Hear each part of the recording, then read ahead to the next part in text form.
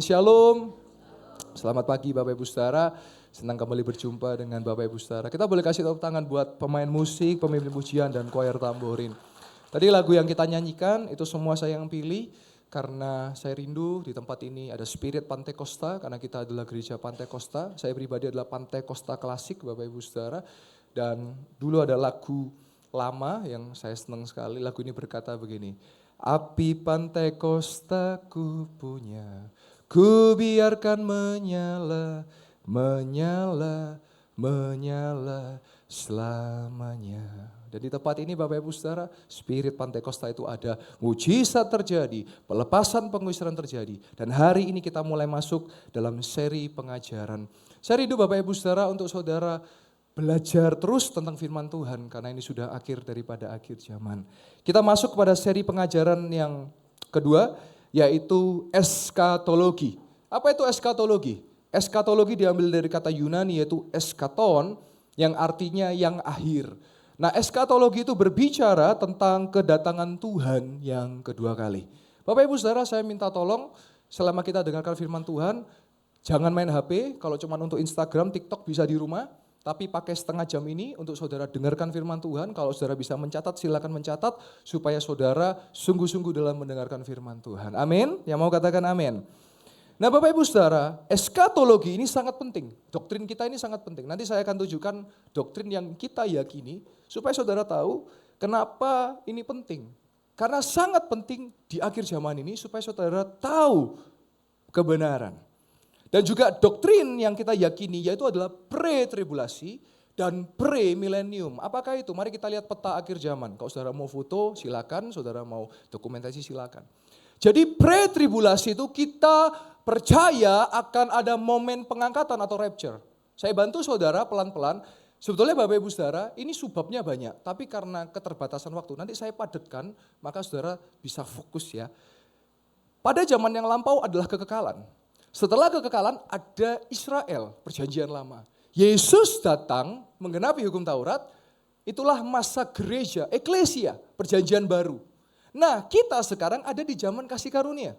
Kita adalah gereja, umatnya. Nanti suatu waktu ada yang namanya rapture atau pengangkatan. Lalu ketika kita semua yang akan diangkat, dan kita pasti terangkat, yang percaya katakan amin. Kita akan mengalami 3 fase, yaitu penyembahan di sorga, kursi pengadilan Kristus, dan perjamuan kawin anak domba. Nah, bagaimana dengan yang tertinggal? Mohon maaf sekali, yang tertinggal mereka akan mengikuti 7 tahun masa antikristus berkuasa. Nah, itu disebut dengan tribulasi. Antikristus akan berkuasa 7 tahun. 3,5 tahun masa mereka seperti kelihatan baik, yaitu muslihat. Tapi 3,5 tahun terakhir itu baru penganiayaan besar-besaran. Ya. Nah nanti ketika setelah kita di atas, yang tertinggal di bawah, nanti barulah ada second coming, kedatangan Yesus yang kedua kali. Dan di situ jadi perang yang pertama namanya perang Harmagedon. Perang Harmagedon, iblis, nabi palsu, antikristus dan pengikutnya akan dikalahkan dan akan dilemparkan kemana? Ke Gehenna, lautan api sementara. Dan mereka akan diikat, akan dipenjara, akan ditangkap di situ selama berapa tahun Bapak Ibu Saudara? 1000 tahun yang disebut milenium. Nah jadi selama milenium Tuhan Yesus datang ke dunia, dia akan berkuasa menjadi raja di dunia selama 1000 tahun. Barulah setelah 1000 tahun milenium, iblis, antikristus, nabi palsu dilepaskan, disitulah perang yang terakhir dan terdahsyat namanya Gog dan Magog. Yang percaya Yesus, ya ada tata putih besar. Ya, di situ nanti kita ada di kitab kehidupan kita masuk surga, sedangkan yang tidak percaya Yesus, mereka dengan iblis, antikristus, nabi palsu langsung VIP ke neraka. Tapi hari Bapak Ibu Saudara, saya rindu setiap kita semua pasti beroleh keselamatan yang percaya katakan amin. Mari kita tepuk tangan buat kemuliaan nama Tuhan. Kedatangan Yesus itu pasti Bapak Ibu Saudara. Mari kita buka Kisah Para Rasul 1 ayat yang ke-10 sampai yang ke-11. Ketika mereka sedang menatap ke langit, waktu Yesus naik itu, tiba-tiba berdirilah 2 orang yang berpakaian putih dekat mereka, ayat yang ke-11. Dan berkata kepada mereka, hai orang-orang Galilea, mengapakah kamu berdiri melihat ke langit? Yesus ini yang terangkat ke surga, meninggalkan kita semua, akan datang kembali dengan cara yang sama seperti kamu melihat dia naik ke surga. Yohanes 14 ayat yang kedua. Rumah Bapakku banyak tempat tinggal. Jika tidak demikian, tentu aku mengatakannya kepadamu. Sebab perhatikan, Yesus pergi ke situ untuk menyediakan tempat bagi saudara dan saya. Saya katakan amin. Ayat yang ketiga. Dan apabila Yesus telah pergi ke situ dan telah menyediakan tempat bagimu, Yesus akan datang kembali. Perhatikan, dan membawa kita semua ke tempatnya. Supaya di tempat di mana Yesus berada, saudara dan saya berada. Dan saya katakan amin. Haleluya. Ibrani 10 ayat ke-25.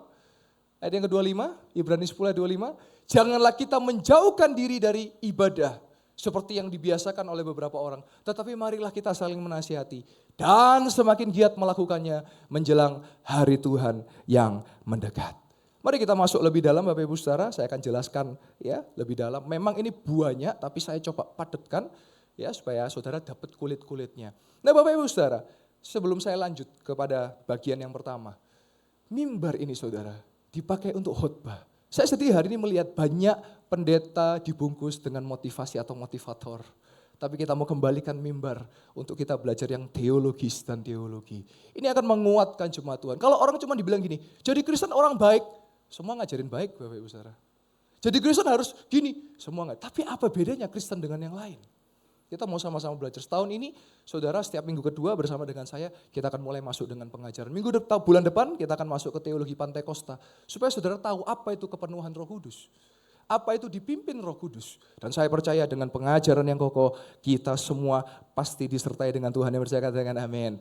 Mari kita masuk ke bagian pertama, rapture. Boleh dibantu peta yang pertama. Nah, saya sebut ini bagian tengah. Jadi suatu saat saudara, rapture itu pasti akan terjadi. Rapture diambil dari kata Yunani harpazo, yaitu artinya diangkut. Apa saja yang akan terjadi saat rapture? Kita buka 1 Korintus 15 ayat yang ke-52. Dalam sekejap mata pada waktu bunyi nafiri yang terakhir, sebab nafiri akan berbunyi dan orang-orang mati perhatikan akan dibangkitkan. Dalam keadaan yang tidak dapat binasa dan kita semua akan diubah. Jadi orang-orang yang dulu sudah mati dalam Kristus, mereka sedang menunggu di ruang tunggu namanya Firdaus. Nanti mereka akan dibangkitkan dan punya namanya tubuh kemuliaan. Kita lihat 1 Tesalonika 4 ayat yang ke-16 sampai 17. Pada waktu tanda diberi, malaikat berseru dan sangkakala berbunyi, adalah lagu lama. Kalau bunyi sangkakala, kalau bunyi sangkakala, kalau bunyi sangkakala, kalau bunyi sangkakala ku ada. Karena kita siap untuk dijemput. Maka Tuhan sendiri yaitu Yesus turun dari sorga. Dan perhatikan mereka yang mati dalam. Jadi kerabat kita, keluarga kita, orang tua kita atau teman kita yang meninggal dalam Yesus. Mereka akan dibangkitkan. Dengan apa? Tubuh kemuliaan. Ayat 17. Kita yang masih hidup dan yang masih tinggal di dunia, perhatikan akan rapture. Kita kan tubuh jasmani ini. Waktu rapture terjadi, tubuh kita diubah menjadi tubuh kemuliaan. Bersama-sama dengan siapa? Siapa mereka? Mereka adalah yang terlebih dahulu mati, yang sama-sama dibangkitkan dengan kita. Dalam apa? Awan menyongsong Tuhan di angkasa. Demikianlah kita akan bersama-sama dengan Tuhan. Haleluya. Ini firman Tuhan, ya dan amin. Filipi 3 ayat yang ke-10 sampai 11. Yang ku kehendaki ialah mengenal dia dan kuasa kebangkitannya dan persekutuan dalam penderitaannya, di mana perhatikan aku menjadi serupa dia dalam kematiannya, ayat 11. Supaya aku akhirnya apa? Beroleh kebangkitan dari antara orang mati. Oh haleluya. Mari kita setia dalam iman kita. Karena firman itu ya dan amin. Yang percaya katakan amin. 1 Korintus 15 ayat 42 sampai 44. Demikianlah pula halnya dengan kebangkitan orang mati. Ditaburkan dalam kebinasaan, dibangkitkan dalam ketidakbinasaan. Ayat 43. Ditaburkan dalam kehinaan, dibangkitkan dalam kemuliaan. Ditaburkan dalam kelemahan, dibangkitkan dalam kekuatan. Ayat 44. Yang ditaburkan adalah tubuh alamiah. Yang dibangkitkan adalah, perhatikan, tubuh rohania. Jika ada tubuh alamiah, maka ada pula tubuh rohania. Nah jadi ketika rapture Bapak Ibu Saudara, yang sudah terlebih dahulu meninggalkan kita, tapi dalam Kristus, mereka akan dibangkitkan. Sedangkan kita yang masih tinggal, tubuh jasmani kita akan dirubah menjadi tubuh kemuliaan. Artinya boleh dihilangkan, kita akan jadi tubuh kemuliaan. Nah, mereka dan kita akan bersama-sama di awan kemuliaan. Yang percaya katakan amin. Ini satu, kasih tepuk tangan buat kemuliaan nama Tuhan. Saudara, kita perlu mengetahui ini supaya kita berjaga-jaga dan bersiap-siap. Bukan berarti setelah saudara mendengar ini berarti langsung ketakutan. Oh no, tidak. Tetap lakukan seperti sedia kala. Saudara bekerja lakukan, pelayanan lakukan. Tetapi kita perlu tahu ini karena Tuhan sudah memberikan hikmat marifat ini. Ya, melalui firman Tuhan, bahkan kalau saudara kitab Wahyu, Yohanes dapat penglihatan visi dari Tuhan. Nah, saya rindu ketika saudara belajar ini, di rumah belajarlah Alkitab lebih lagi. Jangan Alkitab dianggurin. Kita butuh firman karena firman penolong dan tidak berubah dari dulu sekarang sampai selamanya. Yang percaya katakan amin. Nah, ada 3 orang yang telah mengalami pengangkatan. Siapakah dia? Yang pertama ada namanya Henok. Yang kedua namanya Elia. Dan yang terakhir dalam kemanusiaannya yaitu Yesus naik ke surga. Kenapa rapture dilakukan?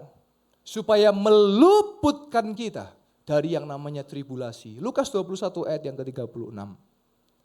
Berjaga-jagalah senantiasa sambil berdoa. Supaya kamu beroleh kekuatan untuk apa? Luput dari apa? Semua yang akan terjadi yaitu tribulasi. Ya, dan supaya kita dapat tahan berdiri di hadapan anak manusia. Oh haleluya. Mari kita lihat Wahyu 4 ayat yang ke-1 sampai ke-2. Ini penglihatan Yohanes ya, di Pulau Patmos. Kemudian daripada itu Yohanes melihat sesungguhnya sebuah pintu terbuka di surga. Dan suara yang dahulu telah kudengar berkata kepadaku seperti bunyi sangkakala. Katanya, naiklah kemari dan aku akan menunjukkan kepadamu apa yang harus terjadi sesudah ini. Ayat yang kedua. Segera Yohanes dikuasai oleh Roh dan melihat ada tahta berdiri di sorga. Dan di tahta itu duduk seseorang. Kalau saudara baca dalam Alkitab cetak, huruf S seseorang menggunakan S besar. Berarti siapakah seseorang itu? Yesus Tuhan kita. Kita akan berjumpa dengan dia. Nah, Yudas 1 ayat 24. Bagi dia yang berkuasa menjaga supaya jangan kita semua tersandung. Dan yang membawa kita semua dengan tidak bernoda. Penuh kegembiraan di hadapan kemuliaannya. Dan kita akan diluputkan dari antikristus. 2 Tesalonika 2 ayat yang ke-7. Karena secara rahasia kedurhakaan telah mulai bekerja. Tetapi sekarang masih ada yang menahan. Kalau yang menahannya itu telah disingkirkan ayat ke-8. Pada waktu itulah antikristus akan menyatakan dirinya. Tetapi Tuhan Yesus akan membunuhnya dengan nafas mulutnya. Dan akan memusnahkannya kalau ia datang kembali. Puji Tuhan. Rapture sudah selesai kita bahas. Kita masuk, boleh ditampilkan petanya? Kita masuk sekarang yang ada yang sudah mengalami pengangkatan. Penyembahan di sorga. Mari kita buka Wahyu 5 ayat ke-13. Dan Yohanes mendengar semua makhluk yang di sorga dan yang di bumi dan yang di bawah bumi dan yang di laut. Semua yang ada di dalamnya berkata apa? Bagi dia yang duduk di atas tahta, bagi anak domba adalah puji-pujian, hormat, kemuliaan dan kuasa sampai selama-lamanya. Nanti kita di atas sana, tidak ada lagi pelayanan khotbah, tidak ada lagi pelayanan multimedia, tidak ada lagi pelayanan pengerja, nggak ada. Yang ada hanya memuji dan menyembah Tuhan sampai selama-lamanya dalam kemuliaannya. Boleh ditampilkan lagi petanya? Kita masuk sekarang, kita sudah lewat penyembahan di surga, kita masuk kursi pengadilan Kristus. 1 Korintus 3 ayat 12 sampai 15. Entahkah orang membangun di atas dasar ini dengan emas, perak, batu permata, kayu, rumput kering atau jerami ayat 13. Sekali kelak pekerjaan masing-masing orang akan nampak. Karena hari Tuhan akan menyatakannya. Sebab ia akan nampak dengan api. Dan bagaimana pekerjaan masing-masing orang akan perhatikan diuji dengan api itu. Ayat 14. Kalau tahan uji dapat upah. Ayat 15. Kalau terbakar akan dapat kerugian. Tetapi ia sendiri akan diselamatkan, tetapi seperti dari dalam api. 2 Korintus 5 ayat yang ke-10. Sebab kita semua harus menghadap tahta pengadilan Kristus. Supaya setiap orang memperoleh apa yang patut diterimanya. Perhatikan Bapak Ibu Saudara. Sesuai dengan yang dilakukannya dalam hidupnya ini. Baik ataupun jahat. Tuhan akan pertanggungjawabkan setiap kita. Saya kalau kasih istilah begini. Jangan jadi abu-abu. Kalau mau jadi baik sekalian baik, kalau mau jahat sekalian jahat. Jangan tanggung. Sabtu Minggu baik, Senin Jumat jahat. Jangan. Senin sampai Senin jadilah baik. Jangan tanggung. Karena apa yang saudara lakukan akan semuanya dipertanggungjawabkan di hadapan Tuhan. Ayat Ibrani 9 ayat yang ke-27. Dan sama seperti manusia ditetapkan untuk mati hanya satu kali saja. Dan sesudah itu apa? Dihakimi. Nah saudara, tadi dikatakan ada upah. Ada 5 mahkota yang Yesus sediakan bagi setiap kita orang percaya. Yang pertama, ada mahkota kehidupan. Yang kedua, ada mahkota kebenaran. Yang ketiga, ada mahkota abadi. Yang keempat, ada mahkota sukacita. Dan yang kelima, ada mahkota kemuliaan. Boleh ditempelkan lagi petanya, kita sudah melewati kursi pengadilan Kristus. Kita masuk sekarang perjamuan kawin anak domba. Kita buka Wahyu 19 ayat yang ke-7 sampai 9. Marilah kita bersukacita dan bersorak-sorai dan memuliakan Dia karena hari perkawinan anak domba telah tiba. Perhatikan, pengantinnya, siapa pengantinnya? Kita semua, jemaat Tuhan, telah siap sedia. Ayat yang ke-8. Dan kepadanya dikaruniakan supaya memakai kain lenan halus yang berkilau-kilau dan yang putih besi. Lenan halus itu adalah perbuatan-perbuatan yang benar dari orang-orang kudus. Ayat yang ke-9. Lalu ia berkata kepada Yohanes, tuliskanlah, berbahagialah mereka yang apa? Diundang. Saudara percaya kita diundang? Oh saya percaya betul. Saya akan diundang dan kita semua akan diundang. Amin. Ke perjamuan kawin anak domba. Katanya lagi kepada Yohanes, perkataan ini adalah benar. Karena perkataan ini adalah dari Allah. Haleluya. Matius 22 ayat yang kedua. Hal kerajaan sorga seumpama seorang raja yang mengadakan perjamuan kawin untuk puji Tuhan. Perjamuan kawin anak domba sudah kita lewati, boleh petanya ditampilkan lagi. Sekarang kita masuk ke antikristus. Jadi tadi 3 agenda itu yang mengalami pengangkatan. Nah yang tertinggal, selamat dan sukses dan semangat. Ya, bersama-sama dengan antikristus 7 tahun lamanya. Kita lihat di perjanjian lama, Daniel 9 ayat ke-26 sampai 27. Sesudah ke-62 kali 7 masa itu, akan disingkirkan seorang yang telah diurapi. Padahal tidak ada salahnya apa-apa. Maka datanglah rakyat seorang raja memusnahkan kota dan tempat kudus itu. Tetapi raja itu akan menemui ajalnya dalam air bah dan sampai pada akhir zaman akan ada peperangan dan pemusnahan seperti yang telah ditetapkan. Selanjutnya, raja itu akan membuat perjanjian menjadi berat bagi banyak orang selama 1 kali 7 masa. Perhatikan, pada pertengahan masa berarti 3,5 akan menghentikan korban sembelihan, korban santapan, dan di atas sayap kekejian akan datang yang apa? Membinasakan, memusnahkan yang telah ditetapkan, menimpa yang membinasakan itu. Jadi 3,5 tahun mereka sepertinya baik. Ya. Antikristus itu siapa? Antikristus adalah tokoh-tokoh politik yang akan memimpin pemerintah dunia. Muncul nabi palsu, tokoh-tokoh agama, dan iblis juga akan ikut serta di situ memporak-pondakan dunia. Nah kita lihat 1 Yohanes 2 ayat 18 sampai 27. Bagaimana? Siapa antikristus? Anak-anakku, waktu ini adalah waktu yang terakhir. Dan seperti yang telah kamu dengar, seorang antikristus akan datang sekarang telah bangkit. Banyak? Terus banyak.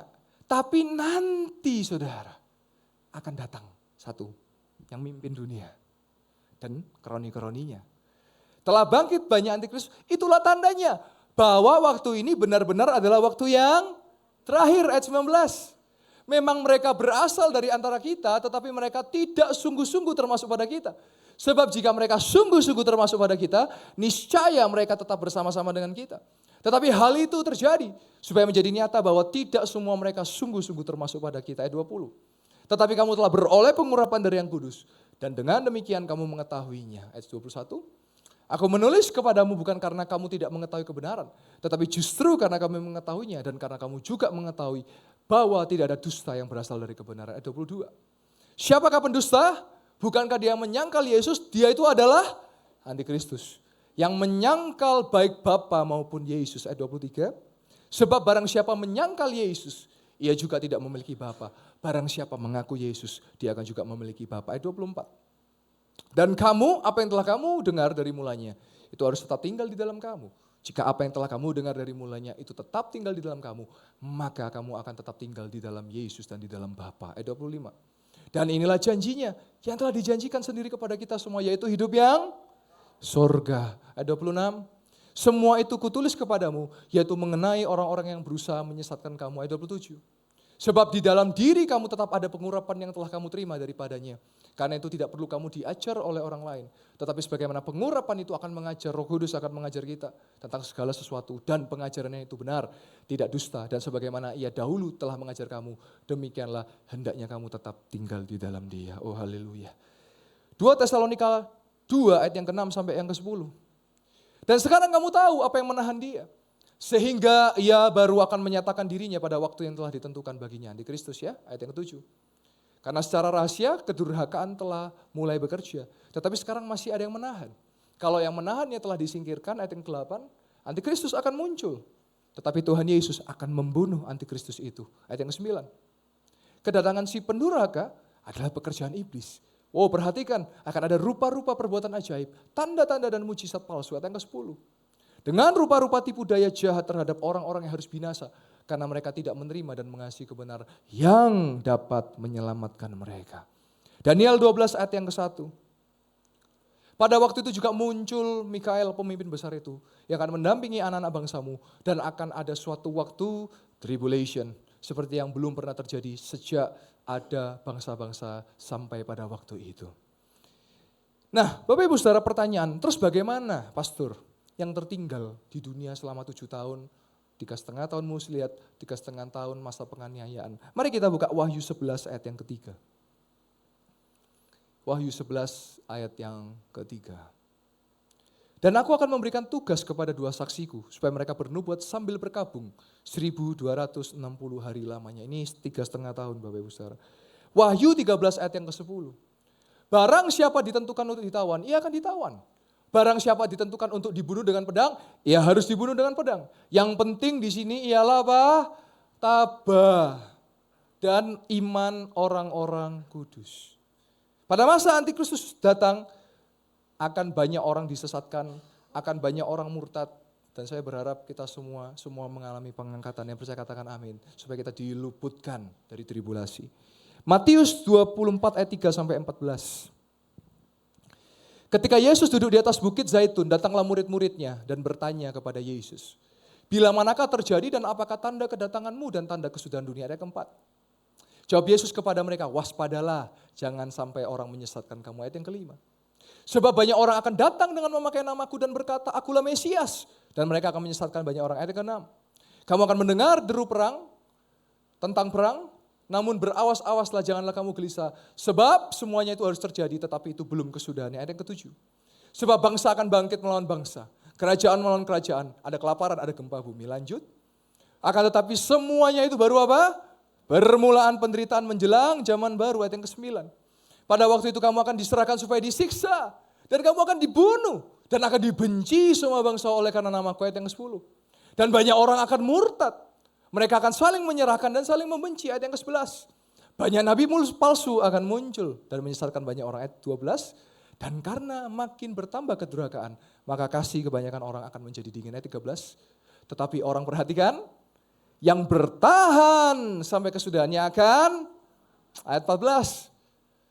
Selanjutnya, dan Injil kerajaan ini akan diberitakan di seluruh dunia menjadi kesaksian bagi semua bangsa. Sesudah itu barulah kesudahannya. Bapak Ibu Saudara, saya sungguh rindu percaya melalui doktrin yang kita yakini, kita semua mengalami pengangkatan yang saya katakan amin. Mari kita lihat peta kembali akhir zaman. Second coming.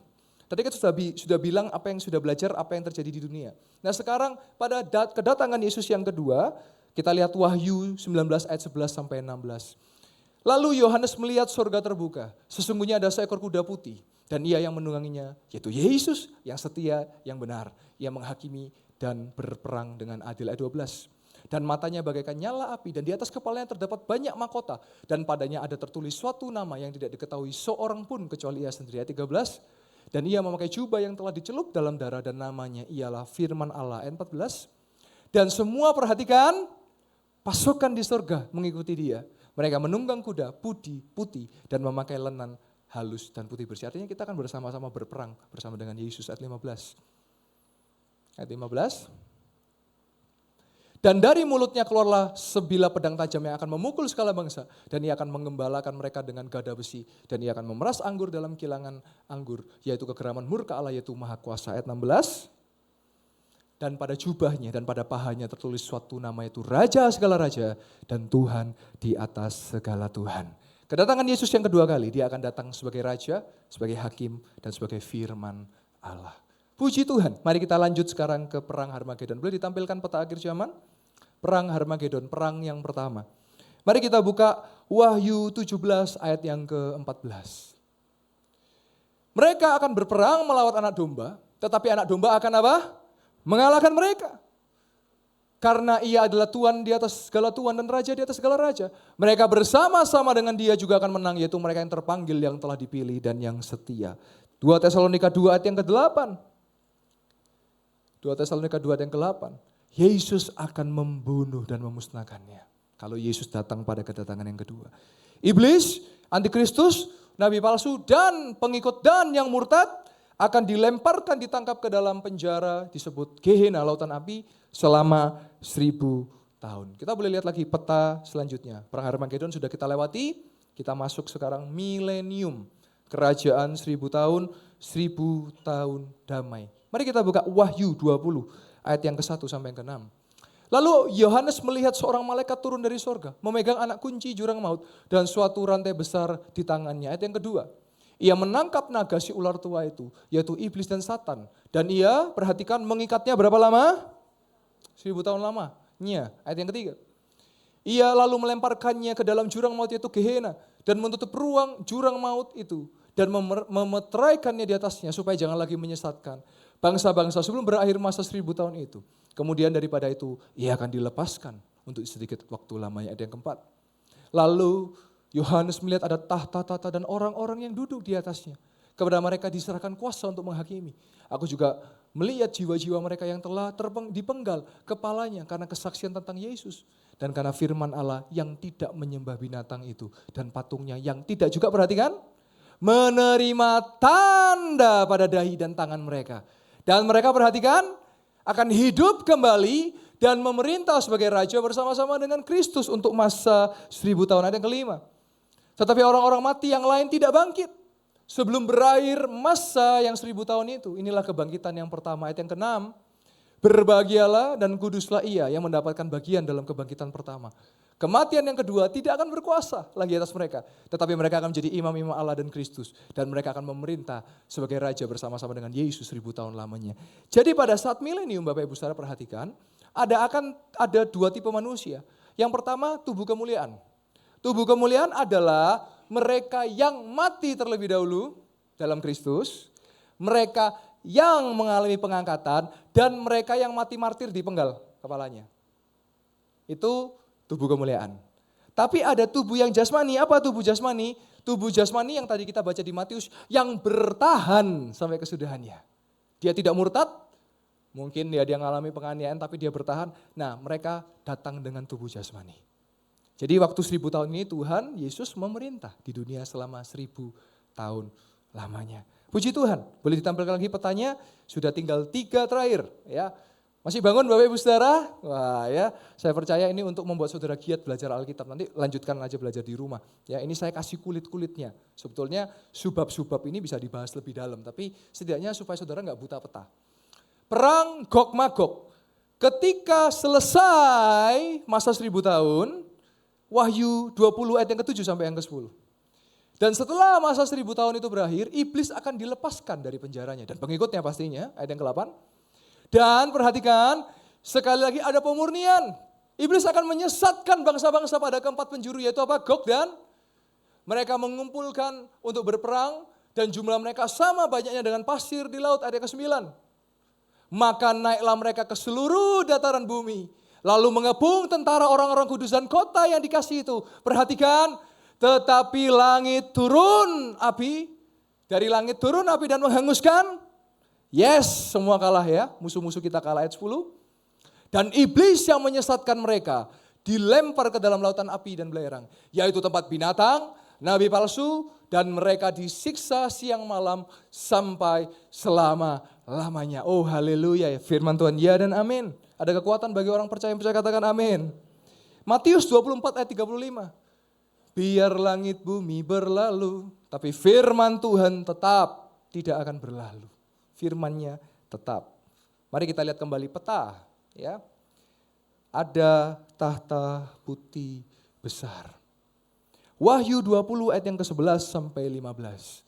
Lalu Yohanes melihat ada tahta putih besar.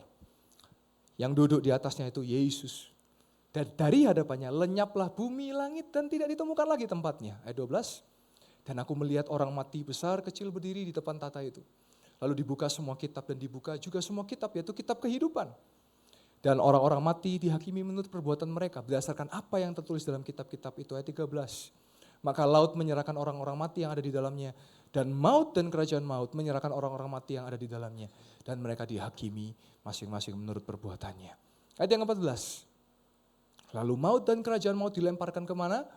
Dalam lautan api, itulah kematian yang kedua. Perhatikan ayat 15.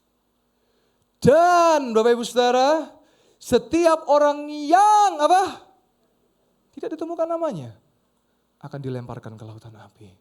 Saya berdoa setiap nama kita tercatat dalam kitab kehidupan, yang mau katakan amin. Maka hiduplah benar. Saya tidak dalam posisi menghakimi saudara, saya juga punya salah, tapi kita mau hidup sempurna, disempurnakan dalam Yesus. Kita kasih tepuk tangan buat kemuliaan nama Tuhan. Dan bagian yang terakhir, puji Tuhan, kita sudah melewati semua bagian. Langit baru, bumi baru, Yerusalem baru, yaitu surga. Boleh ditampilkan peta yang terakhir. Surga yang kekal. Yang tidak percaya Yesus, iblis, malaikat, antikristus, dan pengikutnya nabi palsu, monggo ke neraka. Tapi orang percaya kita ke surga. Wahyu 21 ayat yang ke-1 sampai yang ke-7. Lalu Yohanes melihat langit bumi baru. Sebab langit yang pertama dan bumi pertama telah berlalu, laut pun gak ada lagi. Ayat yang kedua. Dan Yohanes melihat kota yang kudus, Yerusalem yang baru turun dari surga. Dari Allah yang berhiaskan bagai pengantin pengerempuan yang berdandan untuk suaminya. Ayat yang ketiga. Lalu Yohanes mendengar suara yang nyaring dari tahta itu berkata, lihatlah kemah Allah ada di tengah manusia. Dan Yesus akan bersama-sama dengan mereka. Dan Yesus menjadi Allah mereka. Ayat yang keempat. Dan Yesus akan menghapus segala air mata, di surga gak ada sedih. Yesus akan menghilangkan maut, gak ada maut lagi. Tidak akan lagi perkabungan, gak ada duka cita. Tidak ada rata tangis. Sebab segala sesuatu yang lama sudah berlalu. Ayat yang kelima.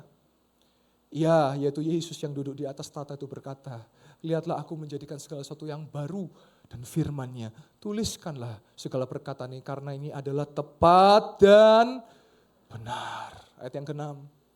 Firman-Nya sekali lagi kepada Yohanes, semuanya telah terjadi dan Yesus adalah Alfa dan Omega, yang awal dan yang akhir. Orang yang haus akan diberi minum dengan cuma-cuma dari mata air kehidupan. Ayat yang ketujuh. Barang siapa menang, ia akan memperoleh semuanya ini. Dan Yesus akan menjadi Allahnya. Dan kita semua akan menjadi anaknya Yesus. Kita yang di sorga. Nah, yang ke neraka bagaimana? Wahyu 21 ayat yang ke-8. Tetapi orang-orang penakut, tidak percaya, keji, pembunuh, sundal, tukang sihir, penyembah berhala, semua pendusta, mereka akan mendapat bagian di mana? Lautan api dan belerang.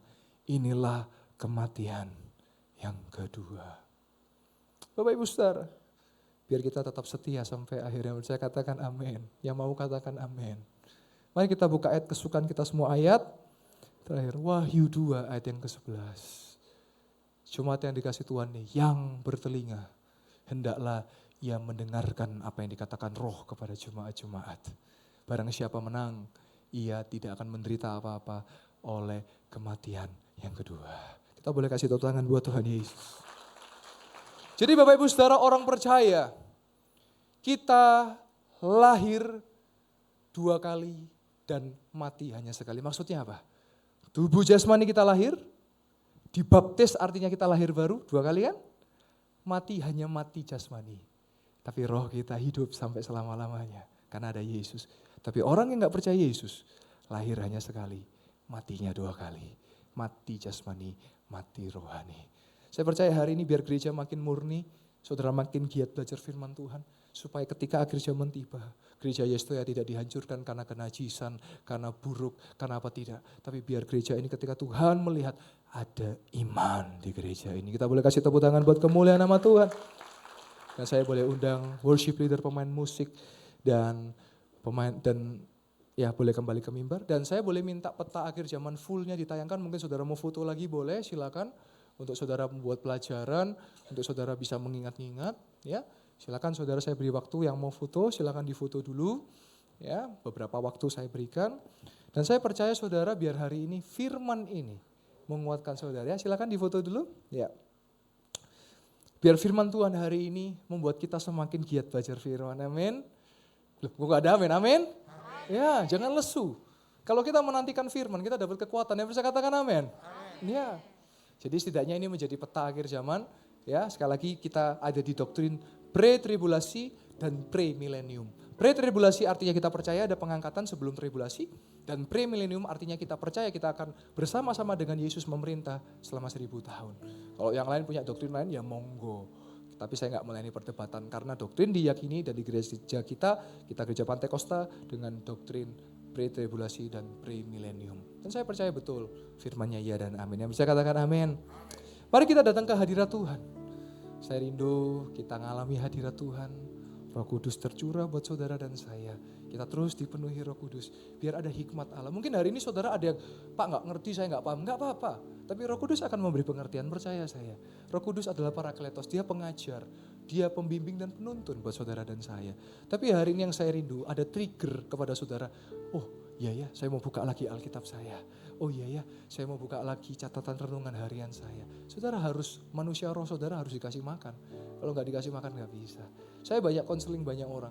Ketika saya tanya, sudah doa belum? Belum Pak. Sudah baca Alkitab? Belum, makanya lemah. Tapi orang yang baca Alkitab, orang yang menyembah Tuhan nggak akan lemah, percaya saya. Boleh bumi bergoncang, bukit bergoyang, apapun berubah, tapi dia akan memberi kekuatan kepada kita. Amin. Mari saya undang jemaat Tuhan boleh bangkit berdiri. Saya mau nyanyi lagu lama bersama malaikat ya. Oh Rabasyakarallah. Bersama malaikat di surga, nyanyikan kidung pujian, bermazmur bagimu, muliakan namamu, Yesus, aku memujimu. Orabakarala masyakarala. Tanganku ku angkat padamu, masuk dalam hadiratmu,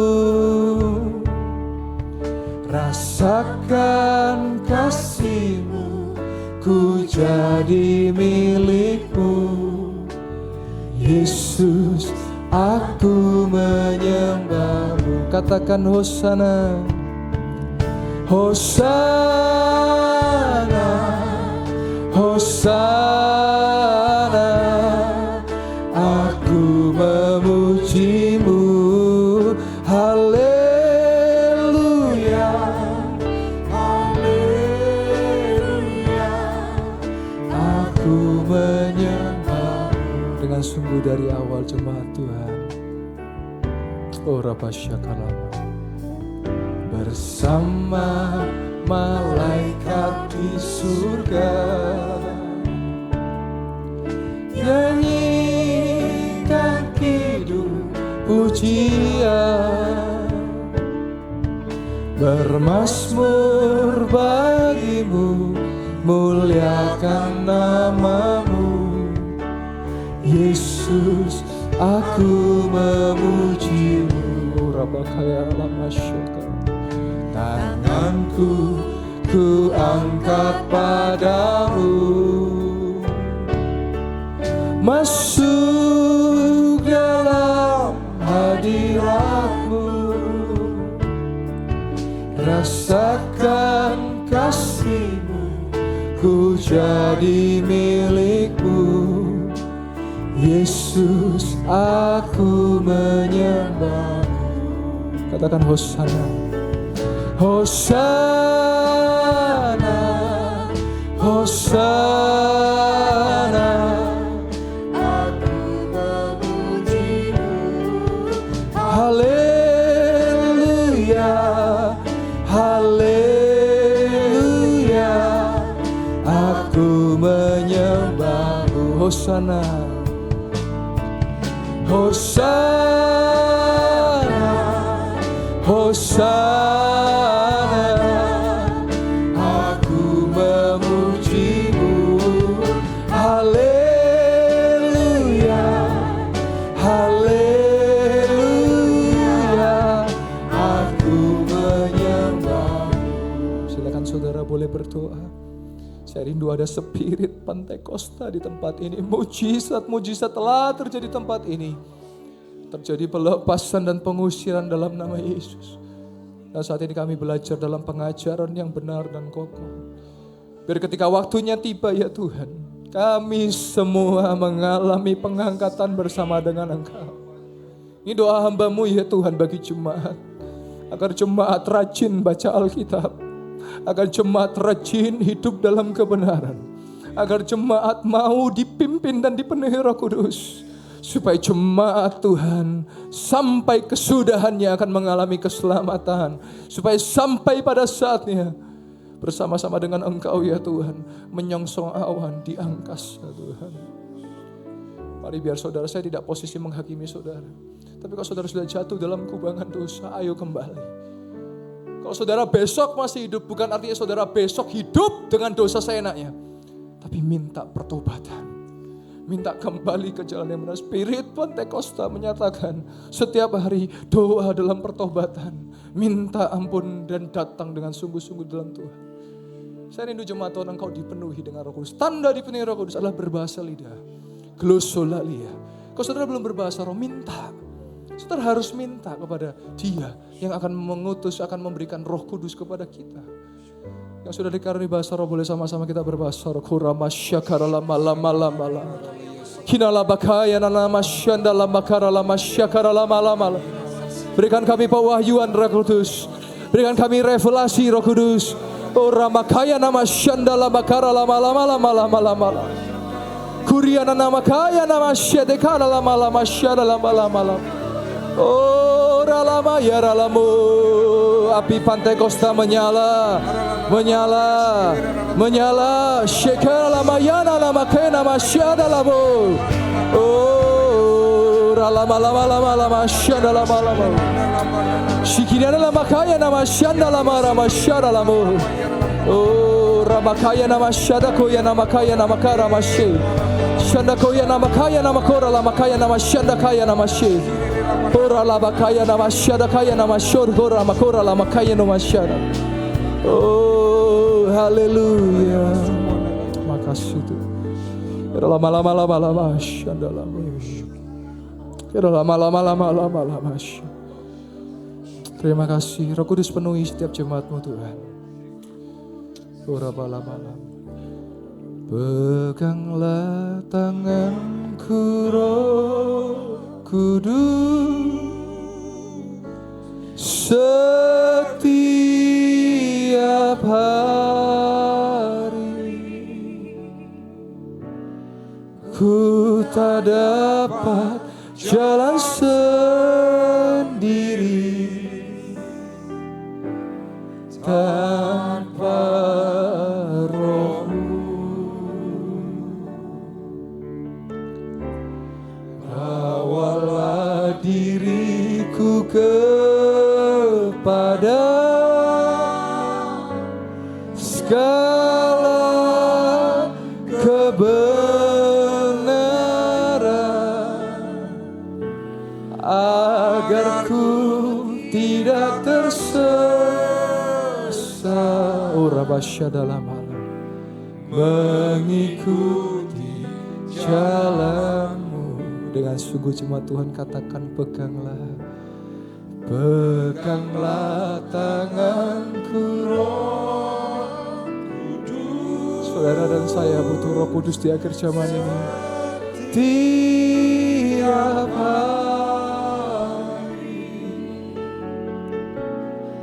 ku tak dapat jalan sendiri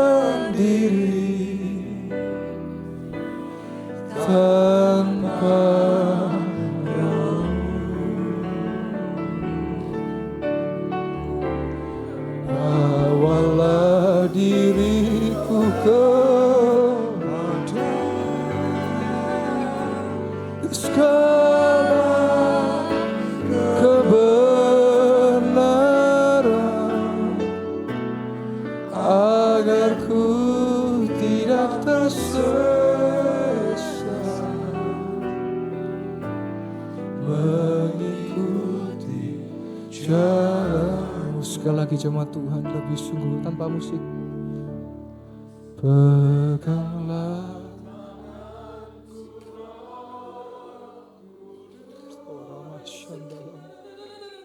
setiap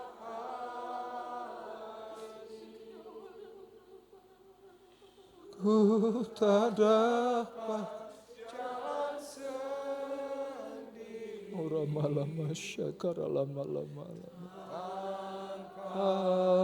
Rohmu, bawalah diriku kepada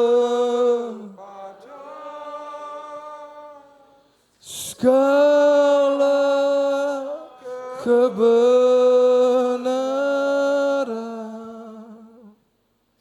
agar ku tidak tersesat. Ora masyanda mengikuti jalan-Mu. Sekali lagi tanpa musik jemaat Tuhan, dengan sungguh. Peganglah orang malam-malam tercurah Roh Kudus. Lawat setiap kami. Kalau masih ada hati-hati yang keras, kalau masih ada kepala-kepala yang keras, lembutkan dan lunakkan ya Roh Kudus. Diri tanpa Roh-Mu, bawalah diriku kepada segala kebenaran, agar ku tidak tersesat mengikuti jalan-Mu. Haleluya. Saya berdoa setiap jemaat yang masih hatinya keras, yang masih kepalanya keras, Roh Kudus lunakkan, lembutkanlah mereka. Supaya kita dilawat dengan Roh Kudus. Kita mau memuji dan menyembah nama Tuhan. Dan ini doa hamba-Mu ya Tuhan. Setiap jemaat Yestoya akan diangkat oleh Tuhan. Jangan sampai ada satu yang tertinggal Tuhan. Biar kami mau hidup kudus dan hidup suci.